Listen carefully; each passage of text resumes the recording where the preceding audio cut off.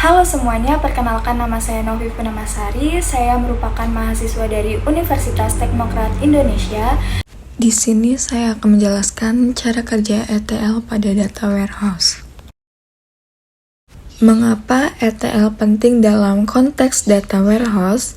ETL, singkatan dari extract, transform, dan load, merupakan proses kritis dalam pengelola data warehouse. Alasan mengapa ETL penting dalam konteks data warehouse, yang pertama, integrasi sumber data, yaitu data warehouse menggabungkan data dari berbagai sumber yang berbeda, seperti database operasional, file spreadsheet, dan sumber data lainnya. ETL memungkinkan ekstraksi data dari sumber-sumber ini dan mengintegrasikannya ke dalam satu tempat, sehingga membentuk suatu pusat data yang konsisten dan terpadu. Yang kedua adalah transformasi data, yaitu data yang diambil dari berbagai sumber, biasanya memiliki format dan struktur yang berbeda-beda. ETL memungkinkan transformasi data ini untuk menyelaraskan struktur dan format sehingga data dapat diolah dan dianalisis dengan mudah. Transformasi ini dapat mencakup pembersihan data, penggabungan perfilteran, dan manipulasi lainnya. Yang ketiga adalah optimasi kinerja, yaitu data warehouse seringkali dirancang untuk mendukung analisis yang kompleks dan pemrosesan query yang cepat. ETL dapat digunakan untuk mengoptimalkan kinerja dengan mengindeks data, menerapkan partisi, atau merinci data agar sesuai dengan kebutuhan analisis. Yang keempat adalah agregasi data, yaitu ETL memungkinkan data diagregasi dari tingkat terendah, atau misalnya data transaksi harian, menjadi tingkat yang lebih tinggi, misalnya data bulanan atau data tahunan. Ini memungkinkan pengguna untuk melakukan analisis tingkat tinggi tanpa harus memproses seluruh set data secara langsung. Yang kelima adalah pembersihan dan validasi data, yaitu data yang tidak terstruktur atau tidak sesuai dapat merugikan kualitas data dan akurasi analisis. ETL memungkinkan pembersihan dan validasi data, termasuk deteksi dan penanganan data yang hilang atau tidak valid. Yang keenam adalah pemeliharaan riwayat data, yaitu ETL dapat digunakan untuk memelihara riwayat data, yang berarti menyimpan perubahan pada data sepanjang waktu. Ini memungkinkan analisis tren seiring waktu dan pemahaman yang lebih baik tentang bagaimana data telah berkembang. Yang ketujuh adalah keamanan data, yaitu ETL dapat digunakan untuk mengamankan dan melindungi data selama proses ekstraksi, transformasi, dan pemuatan. Ini mencakup ekspresi data, validasi hak akses, dan langkah-langkah keamanan lainnya untuk melindungi data dari ancaman keamanan. Yang kedelapan adalah sinkronisasi data, yaitu ETL memastikan bahwa data di data warehouse selalu up-to-date dengan data dari sumber-sumber eksternal.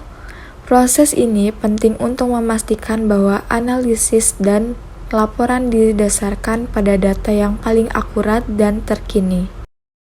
Penjelasan tentang tahap ekstraksi. Tahap ekstraksi dalam proses ETL adalah langkah pertama di mana data diambil dari berbagai sumber eksternal dan dipindahkan ke dalam lingkungan data warehouse. Tujuan utama tahap ekstraksi adalah mengumpulkan data yang diperlukan untuk analisis dan pelaporan lebih lanjut. Ada beberapa metode dan strategi yang dapat digunakan dalam tahap ekstraksi tergantung pada sumber data dan kebutuhan bisnis. Berikut adalah beberapa aspek utama dari tahap ekstraksi. Yang pertama adalah identifikasi sumber data. Identifikasi sumber data adalah langkah awal dalam tahap ekstraksi. Ini melibatkan penentuan sumber data eksternal yang akan diambil, seperti database operasional, file flat, API, atau sumber data lainnya. Yang kedua adalah koneksi ke sumber data, yaitu setelah sumber data diidentifikasi, proses ekstraksi melibatkan pembuatan koneksi dengan sumber data tersebut. Koneksi ini dapat melibatkan pengguna API, pengguna protokol, database, atau model lain yang sesuai dengan sumber data yang digunakan. Yang keempat adalah ekstraksi data. Proses ekstraksi sebenarnya melibatkan pengambilan data dari sumber eksternal. Yang kelima adalah pengelola data yang diekstrak, yaitu setelah data diekstrak, mungkin perlu dilakukan beberapa pemroses awal, seperti pembersihan data, penghapusan data, duplikat, atau penyesuaian format data agar sesuai dengan kebutuhan data warehouse. Yang keenam adalah manajemen perubahan, yaitu selama tahap ekstraksi, perubahan pada sumber data harus dikelola dengan bijak.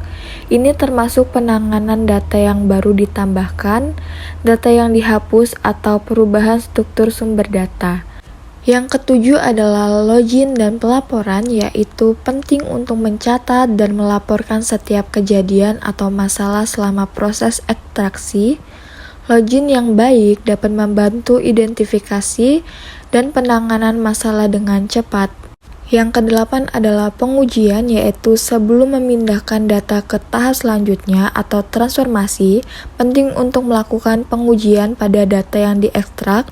Ini melibatkan pemeriksaan integritas, akurasi, dan kelengkapan data. Gambarkan bagaimana data diambil dari berbagai sumber. Proses ekstraksi data dari berbagai sumber melibatkan penggunaan berbagai metode dan teknologi tergantung pada jenis sumber data dan kebutuhan bisnis. Berikut adalah gambaran umum bagaimana data diambil dari berbagai sumber. Yang pertama adalah database operasional. Data dapat diekstrak dari database operasional menggunakan SQL query atau metode lain yang didukung oleh sistem manajemen basis data atau DBMS. Proses ini dapat mencakup pemilihan data, penggabungan data dari berbagai tabel, dan penanganan transaksi. Yang kedua adalah file flat dan data teks. Data dari file flat atau format teks dapat diekstrak dengan membaca file secara langsung. Proses ini melibatkan pemahaman struktur file, pembacaan baris demi baris, dan pemindahan data ke dalam format yang sesuai untuk data warehouse. Yang ketiga adalah API. Banyak sumber data modern menyediakan antarmuka API yang memungkinkan aplikasi dan sistem lain untuk berkomunikasi dengan mereka. Ekstraksi data melalui API melibatkan pengembangan atau penggunaan skrip yang dapat mengirimkan permintaan HTTP ke API, menerima respon, dan mengekstrak data dari respon tersebut. Yang keempat adalah web scraping. Dalam beberapa kasus, data dapat diekstrak dari halaman web menggunakan teknik web scraping. Ini melibatkan pengguna skrip atau alat otomatis untuk mengekstrak informasi dari HTML atau sumber lainnya. Yang kelima adalah streaming data. Sumber data yang menghasilkan aliran data secara kontinu seperti sensor load atau data log streaming dapat diakses menggunakan teknologi streaming. Proses ekstraksi dapat dilakukan dengan menerapkan solusi seperti Apache, Kafka, atau Apache Flink. Yang keenam adalah pengambilan data berdasarkan waktu. Dalam skenario di mana hanya data yang berubah dalam jangka waktu tertentu yang perlu diekstrak, metode pengambilan berdasarkan waktu dapat digunakan. Ini melibatkan identifikasi perubahan data sejak ekstraksi sebelumnya dan pengambilan hanya data yang relevan. Yang ketujuh adalah pemrosesan real time. Beberapa sistem memerlukan pemrosesan data secara real time. Penggunaan alat dan platform seperti Apache Spark atau Apache Storm dapat mendukung ekstraksi dan pemroses data secara real time. Yang ke-8 adalah pengambilan data dari sumber cloud. Dalam skenario di mana sumber data berada di lingkungan cloud, misalnya Amazon, Google Cloud Storage, ekstraksi dapat melibatkan pengguna API Cloud atau layanan khusus ekstraksi data. Transformasi data. Proses transformasi data merupakan tahap kedua dalam proses ETL. Tujuan utama dari tahap transformasi adalah memanipulasi, membersihkan, dan mengubah format data yang telah diekstrak dari sumber-sumber eksternal sehingga data tersebut dapat diintegrasikan ke dalam data warehouse dengan cara yang sesuai untuk analisis lebih lanjut. Mari kita bahas tentang pembersihan, normalisasi, dan transformasi lainnya dalam konteks ETL. Yang pertama adalah pembersihan data. Pembersih data adalah langkah penting untuk memastikan kualitas data yang tinggi. Beberapa aspek pembersih data melibatkan 1. Penanganan data hilang atau missing data. Yang kedua adalah penanganan duplikat. Yang ketiga, validasi data. Yang keempat adalah penanganan kesalahan. Yang kedua adalah normalisasi data. Normalisasi bertujuan untuk mengurangi redundasi dan dependensi data sehingga struktur data lebih terorganisasi. Beberapa prinsip normalisasi melibatkan 1. Pembagian data, 2. Penggunaan kunci asing, 3. Pengelompokan data. Yang ketiga adalah transformasi lainnya. Beberapa transformasi lain yang sering diperlukan melibatkan manipulasi data untuk memenuhi kebutuhan analisis dan pelaporan. Yang pertama adalah pivot dan unpivot. Yang kedua, penggabungan dan pengelompokan. Yang ketiga, ekspresi dan deskripsi. Yang keempat adalah derivasi kolom. Yang kelima, agregasi data. Yang keenam, format ulang data. Contoh kasus yaitu manajemen inventaris toko online. Anggap kita memiliki sebuah toko online yang ingin membangun data warehouse untuk menganalisis kinerja inventaris mereka. Data ini berasal dari beberapa sumber yang berbeda seperti database transaksi, file CSV, dan API pihak ketiga. Langkah-langkah dalam tahap loading.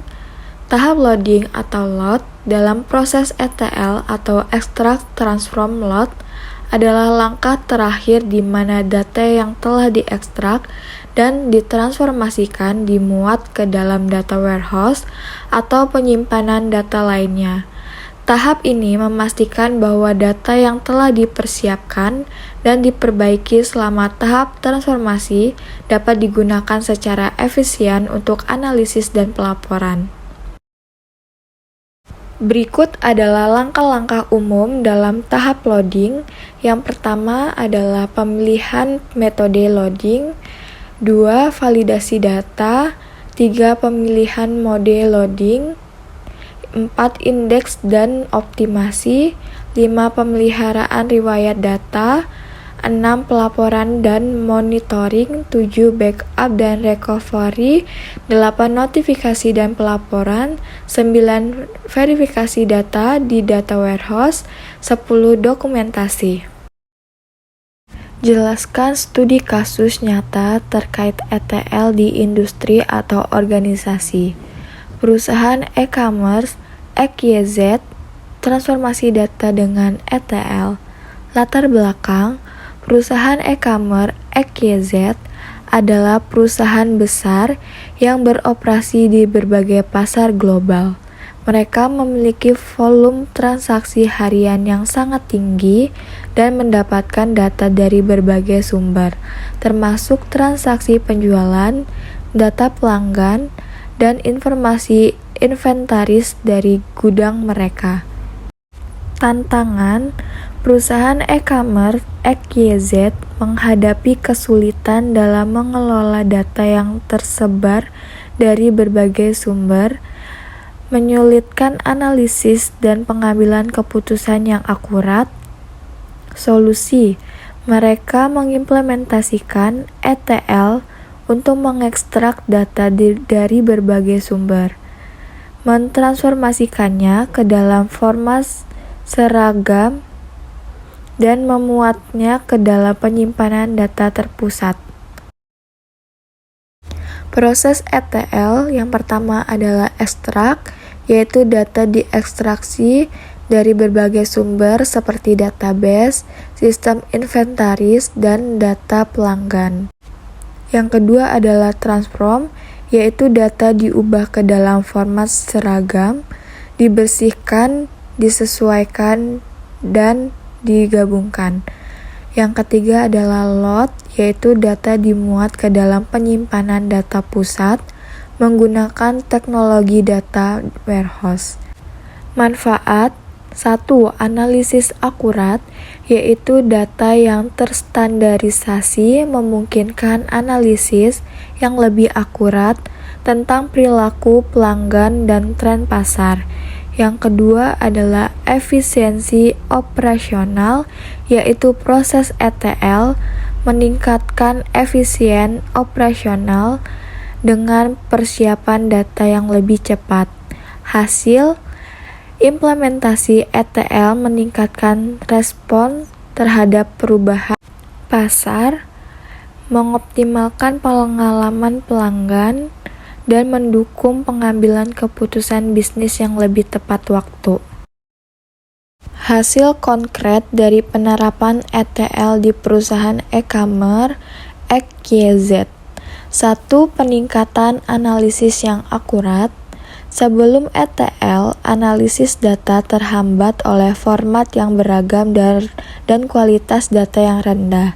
Setelah implementasi ETL, data telah disatukan, membersihkan, dan diformat secara konsisten, memungkinkan tim analisis untuk memberikan wawasan yang lebih akurat. Yang kedua adalah pengambilan keputusan yang lebih cepat. Proses ETL mengurangi waktu yang diperlukan untuk persiapan data sebelum analisis, memungkinkan tim manajemen untuk mengambil keputusan yang lebih cepat. Keputusan yang didasarkan pada data yang lebih akurat dan terstruktur. Yang ketiga adalah efisiensi operasional yang meningkat. Tim operasional mengalami peningkatan efisiensi karena dapat mengakses data yang diperlukan dengan lebih mudah dan cepat. Ini mempengaruhi pada peningkatan kinerja operasional secara keseluruhan. Yang keempat adalah peningkatan respon terhadap perubahan pasar dengan data yang tersedia secara real-time dan dapat diandalkan. Perusahaan dapat merespon lebih cepat terhadap perubahan pasar, menyesuaikan strategi penjualan dan pemasaran dengan lebih baik. Yang kelima adalah optimasi pengalaman pelanggan. Melalui analisis data yang lebih mendalam, perusahaan dapat memahami preferensi pelanggan dengan lebih baik. Ini memungkinkan mereka untuk menyajikan rekomendasi produk yang lebih tepat dan meningkatkan pengalaman belajar online bagi pelanggan. Yang keenam adalah penghemat biaya.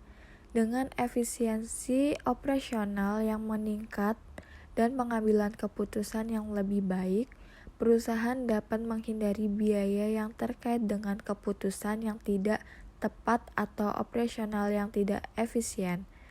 Yang ketujuh adalah ketangguhan terhadap pertumbuhan. Dengan sistem ETL yang dapat diukur dan skalap, perusahaan dapat dengan mudah menanggapi pertumbuhan bisnis tanpa mengorbankan integritas data atau kualitas analisis. Ringkas kembali poin-poin utama, ETL atau Extract, Transform, Load adalah proses kunci dalam manajemen data yang melibatkan ekstraksi data dari berbagai sumber, transformasi untuk membersihkan, normalisasi, dan mempersiapkan data, serta memuatnya ke dalam data warehouse atau penyimpanan data. Penerapan ETL seperti yang terlihat dalam studi kasus industri e-commerce seperti Amazon, menghasilkan hasil konkret seperti analisis mendalam pelanggan, optimisasi inventaris, dan personalisasi pengalaman pengguna. Berbagai alat ETL seperti Apache Nivy, Apache Spark, dan Talent digunakan untuk memfasilitasi proses ini, membantu perusahaan mengelola dan menganalisis data dengan efisien untuk membuat keputusan yang lebih baik.